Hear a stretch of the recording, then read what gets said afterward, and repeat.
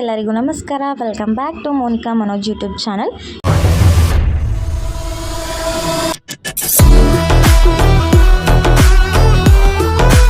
ಇವತ್ತು ನಾವೆಲ್ಲರೂ ಬ್ಯಾಂಗ್ಳೂರ್ಗೆ ಹೋಗ್ತಾ ಇದ್ದೀವಿ. ಯಾಕೆ ಏನು ಅಂತ ಗೊತ್ತಾಗಬೇಕು ಅಂದರೆ ಫುಲ್ ಆಗಿ ನೋಡಿ. ನಾನು ಚಿಕ್ಕಜಾರು ರೈಲ್ವೆ ಸ್ಟೇಷನಲ್ಲಿದ್ದೀನಿ.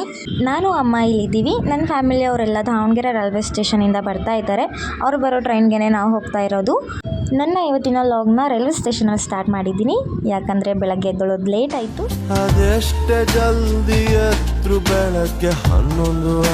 ಟ್ರೈನ್ ಬಂದಿದ ತಕ್ಷಣ ನಾನು ಶರು ನಿಕ್ಕಿನ ನೋಡ್ತಾ ಇದ್ದೆ. ಅವ್ರು ನೋಡಿದರೆ ಎಲ್ಲೂ ಕಾಣಿಸ್ತಿರ್ಲಿಲ್ಲ. ಯಾಕೆ ಅವ್ರನ್ನ ನೋಡ್ತಾ ಇದ್ದೆ ಅಂದರೆ ನಮ್ಮ ಲಗೇಜ್ನ ನಾವು ಎತ್ಕೊಂಡು ಹೋಗೋಕ್ಕಾಗಲ್ಲ, ಅವರಿದ್ದರೆ ಸ್ವಲ್ಪ ಎತ್ತಿ ಹೆಲ್ಪ್ ಮಾಡ್ತಾರೆ ಅಂತ ಅವ್ರಿಗೋಸ್ಕರ ವೆಯ್ಟ್ ಮಾಡ್ತಾ ಇದ್ದೆ. ಟ್ರೈನಲ್ಲಿ ಎಲ್ಲ ಡೋರ್ನ ನೋಡ್ತಾ ಇದ್ದೀನಿ, ಎಲ್ಲೂ ಕಾಣಿಸ್ಕೊತಿರ್ಲಿಲ್ಲ ಗೈಸ್. ಎಲ್ಲಿದ್ದಾರೋ ಏನೋ ಅಂತ ಯೋಚನೆ ಮಾಡ್ತಾ ಇದ್ದೀನಿ. ಅವ್ರು ನೋಡಿದ್ರೆ ಹಿಂದೆ ಇದ್ದರು. ನಾವು ಅವ್ರನ್ನ ನೋಡಿದ ತಕ್ಷಣ ಬೇಗ ಬೇಗ ಹೋಗಿ ಟ್ರೈನ ಹತ್ಕೊಂಡ್ವಿ. ಪಾಪ ಅವರು ಲಗೇಜ್ ಎಲ್ಲ ತೊಗೊಂಡು ಬಂದರು. ನಮಗೋಸ್ಕರ ಸೀಟ್ ಕೂಡ ಹಿಡಿದಿದ್ರು. ಯಾಕಂದರೆ ಎಲ್ಲರೂ ಜೊತೆ ಕೂತ್ಕೋಬೇಕು ಅಂತ. ಫ್ಯಾಮಿಲಿ ಜೊತೆ ಬ್ಯಾಂಗ್ಳೂರ್ ಹೋಗೋದು ಸ್ವಲ್ಪ ರೇರ್ ಅಲ್ವಾ, ಅದಕ್ಕೋಸ್ಕರ ಎಲ್ಲರೂ ಖುಷಿಯಾಗಿ ಹೋಗೋಣ ಅಂತ ಒಂದೇ ಕಡೆ ಕೂತ್ಕೊಂಡ್ವಿ. ನಾವೆಲ್ಲರೂ ಮಾರ್ನಿಂಗ್ ಟ್ರೈನ್ಗೆ ಹತ್ಕೊಂಡಿದ್ವಿ. ಹಾಗಾಗಿ ಯಾರೂ ಕಾಫಿ ಕುಡ್ದಿರಲಿಲ್ಲ, ಟಿಫನ್ ಕೂಡ ಮಾಡಿರಲಿಲ್ಲ ಅಂತ ಎಲ್ಲರೂ ಕಾಫಿ ಕುಡಿದ್ವಿ. ಟ್ರೈನಲ್ಲಿ ಕಾಫಿ ಕುಡಿಯೋದು ಒಂಥರ ಚೆನ್ನಾಗಿರುತ್ತೆ. ಕುಡಿದ ತಕ್ಷಣ ನಮ್ಮ ಆಂಟಿ ಮತ್ತು ಅಮ್ಮ ಹೆಂಗೆ ಮಲ್ಕೊಂಡಿದ್ದಾರೆ ನೋಡಿ. ಚೆನ್ನಾಗಿ ಮಲಗಿದ್ರು. ಪಾಪ ಡಿಸ್ಟರ್ಬ್ ಮಾಡಬಾರ್ದು ಅಂತ ಪಾಪ ಬೆಳಗ್ಗೆನೇ ಎದ್ದು ಬೆಂಗಳೂರು ಹೋಗ್ತಿದ್ದೀವಿ ಅಂತ ಏನೇನೋ ಅರೇಂಜ್ ಮಾಡ್ಕೊಂಡಿದ್ದಾರೆ. ಅದಕ್ಕೆ ಸುಮ್ಮನೆ ಆಗಿಬಿಟ್ವಿ, ಎದ್ದೊಳ್ಸೋಕ್ಕೆ ಹೋಗಲಿಲ್ಲ. ಯಾಕೋ ನಮ್ಮತ್ತೆ ಶರುಗ್ ಬೈತಾಯಿತ್ತು. ಶರುಗಷ್ಟೇ ಅಲ್ಲ, ಎಲ್ರಿಗೂ ಬೈತಾಯಿತ್ತು. ಯಾಕೆ ಅಂದರೆ ಫ್ರೂಟ್ಸ್ ಇರೋ ಬ್ಯಾಗ್ನ ಎಲ್ಲ ರೈಲ್ವೆ ಸ್ಟೇಷನಲ್ಲೇ ಮರ್ತು ಬಂದಿದ್ದಾರೆ. ಇಷ್ಟೊಂದು ಜನ ಇದ್ರೂ ಅಲ್ಲೇ ಒಂದು ಬ್ಯಾಗ್ನ ಮರ್ತು ಬಂದಿದ್ದಾರೆ. ಹಾಗಾಗಿ ಶರುಗ್ ತುಂಬ ಬೈತಾಯಿದ್ರು. ಅವನ ಕೈಲೇ ಇತ್ತಂತೆ ಬ್ಯಾಗು. ಅವರೂ ಬೈದು ಸಾಕಾಗಿದ್ರು, ಅವನು ಬೈಸ್ಕೊಂಡು ಸಾಕಾಗಿದ್ದ ಅಂತ ನಾವೆಲ್ಲರೂ ಮನೆಯಲ್ಲೇ ಮಾಡ್ಕೊಂಬಂದಿದ್ದು ಟಿಫನ್ನ ಟ್ರೈನಲ್ಲೇ ಕೂತ್ಕೊಂಡು ತಿನ್ಕೊಂಡ್ವಿ. ಎಲ್ಲ ಹಾಗೆ ಸುಮ್ಮನೆ ಕೂತ್ಕೊಂಡಿದ್ವಿ. ನಮ್ಮ ತನಿಷಾ ನೋಡಿದ್ರೆ ತುಂಬ ಸತಾಯಿಸ್ತಿದ್ಲು. ಎಲ್ಲ ಬ್ಯಾಗ್ನೂ ಹಾಕ್ಕೊಂಡು ಅವ್ರ ಅಮ್ಮಂಗಂತೂ ತುಂಬ ಸತಾಯಿಸ್ತಿದ್ಲು. ಒಂದಲ್ಲ 4 ಬ್ಯಾಗ್ ಹಾಕ್ಕೊಂಡಿದ್ದಾಳೆ. ನಮ್ಮ ಆಂಟಿ ಅತ್ತೆ ಮಾತ್ರ ಇನ್ನೂ ತಿರ್ಗಾ ಬೈಯಕ್ಕೆ ಸ್ಟಾರ್ಟ್ ಮಾಡಿಕೊಂಡ್ರು. ನಮ್ಮ ಗ್ರೀಷ್ಮ ನಾನು ಮಾತ್ರ ತುಂಬ ನಗ್ತಾ ಇದ್ವಿ. ಅವ್ನು ಬೈಸ್ಕೊಳ್ಳೋದು ನೋಡಿದ್ರೇ ನಗು ಬರುತ್ತೆ. ಅವ್ನು ಬೈಸ್ಕೊಂಡು ಅಪ್ಪ ಸಾಕಾಯಿತು, ನಾನು ಯಾಕೆ ನಿಮ್ಮ ಜೊತೆ ಬಂದೆ ಅನ್ಕೋತಿದ್ದಾನೆ. ಮೈಂಡ್ ವಾಯ್ಸ್ ಅಂತೂ ಹಾಗೆ ಅನ್ಕೋತಿದ್ದ, ನಗ್ತಾನೂ ಇದ್ದ. ಲಾಸ್ಟ್ಗೂ ನಿಮ್ಮ ಜೊತೆ ಬಂದಿದ್ದೇ ತಪ್ಪಾಯಿತು ಅಂದ್ಬಿಟ್ಟ. ಆಮೇಲೆ ನಮ್ಮ ತನಿಷಾ ನೋಡಿ ಹೆಂಗೆ ನೋಡ್ತಾವಳೆ, ಡ್ಯಾನ್ಸ್ ಮಾಡ್ಕೊಂಡು ತಿಂತಾ ಬಿಸ್ಕೆಟ್ ಎಲ್ಲ ತಿನ್ಕೊಂಡು. ಆಮೇಲೆ ನಾನು ಶರು ಮಾಡೋಕ್ಕೆ ಕೆಲಸ ಇಲ್ಲದೆ ಇಲ್ಲೇ ಇರೋ ನಮ್ಮ ಗ್ರೀಷ್ಮಂಗೆ ಕಾಲ್ ಮಾಡಿ ಸತಾಯಿಸ್ತಿದ್ವಿ. ಅವಳ ರಿಯಾಕ್ಷನ್ ನೋಡಿ ಹೆಂಗಿದೆ. ನಮಗಂತೂ ಚೆನ್ನಾಗಿ ಬೈದಿದ್ಲು. ಅವಳು ಬೈಯೋದಲ್ಲದೆ ನಮ್ಮ ಅಮ್ಮನ ಕೈಲೆಲ್ಲ ಬೈಸ್ತಾ ಇದ್ಲು ನಮಗೆ.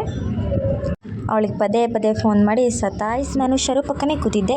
ಯಾಕಂದರೆ ಅವನಿಲ್ಲ ಅಂದರೆ ನನಗೆ ಇರೋಕ್ಕಾಗಲ್ಲ. ಸಖತ್ ಕಾಮಿಡಿ ಮಾಡ್ತಾನೆ, ಅವನ ಜೊತೆ ಇದ್ದರೆ ಆರಾಮಾಗಿ ಹೋಗ್ಬೋದು ಅಂತ. ಸ್ವಲ್ಪ ಹೊದ್ಬಿಟ್ಟು ನಾನು ನಿಕ್ಕಿ ಹತ್ರ ಹೋಗ್ತೀನಿ ಅಂತ ಹೋಗ್ಬಿಟ್ಟೆ ಗೈಸ್. ನಿಕ್ಕಿ ಜೊತೆ ಕೂತ್ಕೊಂಡು ಅವನಿಗೆ ಅಲ್ಲಿಂದನೇ ಸತಾಯಿಸಿದ್ದೆ ಗೈಸ್. ನೋಡಿ ನಾನು ಇಲ್ಲಿ ಬಂದುಬಿಟ್ಟಿದ್ದೀನಿ ಅಂತ. ಅವ್ನು ನೋಡಿ ಮನಸಲ್ಲೇ ಬೈಕೊಂಡು ನನ್ನ ನೋಡ್ತಾನೂ ಇರಲಿಲ್ಲ, ಹಂಗೆ ಕೂತಿದ್ದಾನೆ ಮನಸಲ್ಲೇ ಬೈಕೊಂಡು. ಆಮೇಲೆ ನನಗೆ ಬಿಸ್ಕೆಟ್ ತಿಂತಾಯಿದೆ ಅಂತ ಕೊಟ್ಟೆ.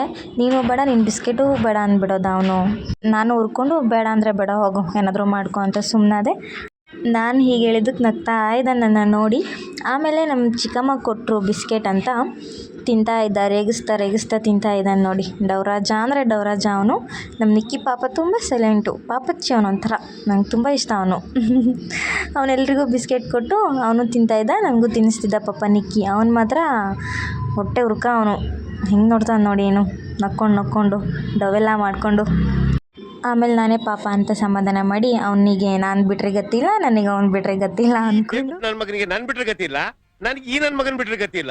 ನಾನೇ ಸಮಾಧಾನ ಮಾಡಿ ಡೋರ್ ಹತ್ರ ನಿಂತ್ಕೊಂಡು ಈಚೆಲ್ಲ ನೋಡ್ತಾ ಇದ್ವಿ. ತುಂಬ ಚೆನ್ನಾಗಿತ್ತು. ಈ ಥರ ಎಲ್ಲ ಹೋಗೋಕ್ಕೆ ಖುಷಿ ಆಗತ್ತೆ.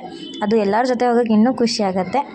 ಆಮೇಲೆ ಹೀಗೆ ಕೂತಿರುವಾಗ ನನ್ನ ತನಿಷಾ ಡ್ಯಾನ್ಸ್ ಮಾಡ್ತಿದ್ಲು. ಇವಳಾಗಿ ಹಿಂಗೆ ಡ್ಯಾನ್ಸ್ ಮಾಡ್ತಿದ್ದಾಳೆ ಅಂದರೆ ಇಲ್ಲೊಂದು ಸಮಸ್ಯೆ ಖಂಡಿತ ಇದೆ. ಅಲ್ಲಿರೋ ಟಿ ವಿಲಿ ಕಾರ್ಟೂನ್ ನೆಟ್ವರ್ಕ್ ಬರ್ತಿದೆ, ಅದನ್ನು ನೋಡಿ ಇವಳು ಇಲ್ಲೇ ಡ್ಯಾನ್ಸ್ ಮಾಡ್ತಿದ್ದಾಳೆ.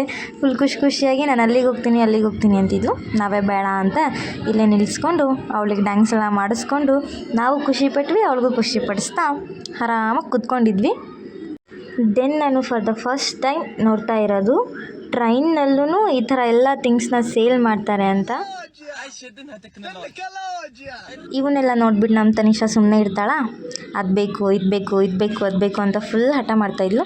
ಅವರಮ್ಮ ಬೇಡ ಅಂದರು, ಅವಳು ಬೇಕು ಅಂತ ಹೇಗೋ ಒಂದು ಹಠ ಮಾಡಿ ಅವಳು ಒಂದು ಗೇಮಿಂಗ್ ಫೋನ್ನ ತೊಗೊಂಡ್ಳು. ತುಂಬ ಚೆನ್ನಾಗಿತ್ತು. ಅಲ್ಲಿರೋ ಎಲ್ಲ ಥಿಂಗ್ಸ್ನೂ ಚೆನ್ನಾಗಿತ್ತು.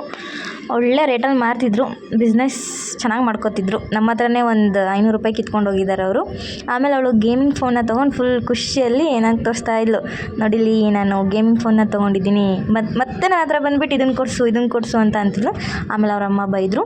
ಆಮೇಲೆ ನಾನು ಸುಮ್ಮನಿರ್ತೀನಿ, ಪಾಪ ಅವಳಿಗೆ ಹೇಳೋದಲ್ಲ, ನಾನು ಹಠ ಮಾಡಿ ನಮ್ಮಮ್ಮನ ಹತ್ರ ನಾನು ಒಂದು ಅವಳು ನೋಡಿ ಇನ್ನೂ ಹೋಗ್ಬಿಟ್ಟು ನಮ್ಮ ಅತ್ತೆ ಹತ್ರ ಕೇಳ್ತಿದ್ಲು, ಎಲ್ಲರ ಹತ್ರನೂ ಒಬ್ಬೊಬ್ರ ಹತ್ರನೂ ಒಂದೊಂದು ಕೊಡಿಸಿ ಅಂತ ಕೇಳ್ತಾ ಇದ್ಲು. ಆಮೇಲೆ ನಾನು ಒಂದು ತೊಗೊಂಡೆ ಅನ್ನಲ್ಲ, ಇದೇನೆ ಡೋರೆಮಾನ್ ಸ್ಪಿನ್ನರ್ನ ತೊಗೊಂಡೆ. ಎಷ್ಟು ಚೆನ್ನಾಗಿದೆ ನೋಡಿ, ಫುಲ್ ಖುಷಿಯಾಗಿಬಿಟ್ಟೆ ನಾನಂತೂ ನಮ್ಮಮ್ಮ ಕೊಡಿಸಿದ್ದಕ್ಕೆ. ಆಮೇಲೆ ನಾವು ಬ್ಯಾಂಗ್ಳೂರಿಗೆ ರೀಚ್ ಆದ್ವಿ. ಇಷ್ಟೊಂದೆಲ್ಲ ಲಗೇಜ್ನ ತೊಗೊಂಡು ಹೇಗೋ ಒಂದು ಕ್ಯಾಬ್ ಮಾಡ್ಕೊಂಡು 2 ಕ್ಯಾಬ್ ಮಾಡಿಕೊಂಡು ನಾವು ಮನೆಗೆ ರೀಚ್ ಆದ್ವಿ. ನಮ್ಮ ಮನೆ ಸ್ವಲ್ಪ ಚಿಕ್ಕದು, ಯಾಕಂದರೆ ನಾನು ಅಣ್ಣ ಇಬ್ಬರೇ ಇರ್ತೀವಿ. ಸಿಂಗಲ್ ಬೆಡ್ರೂಮ್ದು ನಮ್ಮ ಮನೆ. ನಾವೆಲ್ಲರೂ ಬಂದು ಫ್ರೆಶ್ ಆಗಿ ಸೆಟಲ್ ಆದ್ವಿ.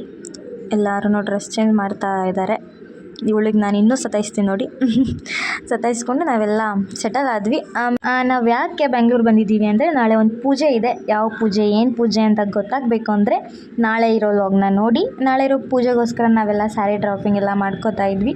ನಮ್ಮ ಗ್ರೀಷ್ಮನೇ ಎಲ್ಲ ಮಾಡೋದು, ನಾನು ಮೇಕಪ್ ಆರ್ಟಿಸ್ಟ್ ಆಗಿದ್ರು ಎಲ್ಲ ಅವಳೇ ಮಾಡೋದು. ಆಮೇಲೆ ಸ್ವಲ್ಪ ಹೊತ್ತು ವಾಕ್ ಮಾಡೋಣ ಅಂತ ಮೇಲ್ಗಡೆ ಬಂದ್ವಿ. ನನ್ನ ವ್ಲಾಗ್ ಇಷ್ಟ ಆಗಿದ್ದರೆ ಸಬ್ಸ್ಕ್ರೈಬ್ ಮಾಡಿ, ಲೈಕ್ ಮಾಡಿ, ಸಪೋರ್ಟ್ ಮಾಡಿ. ಈ ವ್ಲಾಗ್ ನಿಮಗೆ ಇಷ್ಟ ಆಗಿದೆ ಅನ್ಕೋತೀನಿ. ಏನಾದರೂ ತಪ್ಪಿದರೆ ಕಮೆಂಟ್ ಮಾಡಿ ತಿಳಿಸಿ. ಏನೇ ಇದ್ದರೂ ನಾನು ತಿದ್ಕೋತೀನಿ. ಥ್ಯಾಂಕ್ ಯು ಫಾರ್ ವಾಚಿಂಗ್ ಮಾಡಿ. Thank you for watching.